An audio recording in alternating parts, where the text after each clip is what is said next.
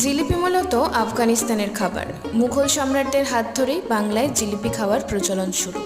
বাংলা তথা পশ্চিমবঙ্গের রথযাত্রার সঙ্গে ওতপ্রোতভাবে জড়িয়ে রয়েছে এই জিলিপি। হাই, আমি অর্পিতা। সকলকে রথযাত্রার অনেক শুভেচ্ছা। আজ আমি শেয়ার করব ইনস্ট্যান্ট জিলিপি কীভাবেই বাড়িতে বানিয়ে ফেলা যায়। প্রথমেই একটা মিক্সিং বলে 1 কাপ ময়দা, 2 টিস্পুন ঘি, 1/4 কাপ দই, 1 teaspoon vinegar, 1/2 teaspoon baking powder আর 1/2 কাপ মতো জল নিয়ে খুব ভালো করে মিশিয়ে নিতে হবে, যাতে মিশ্রণটিতে কোনো লাম্পস না থাকে। মিশ্রণটি মোটামুটি 5-7 মিনিট মতো রেস্টে রাখতে হয়। ততক্ষণে চিনির সিরাপটা বানিয়ে নিতে পারো। তার জন্য পাত্রে 1 কাপ চিনি, 1/2 কাপ জল নিয়ে ফোটাতে হবে। চিনি গলে গেলে তার মধ্যে লেবুর রস আর স্যাফরন মিশিয়ে নিলেই তৈরি চিনির সিরাপ। এরপর একটা পাইপিং ব্যাগে মিশ্রণটা ভরে ঘি অথবা সাদা তেলে লাল করে ভেজে নাও।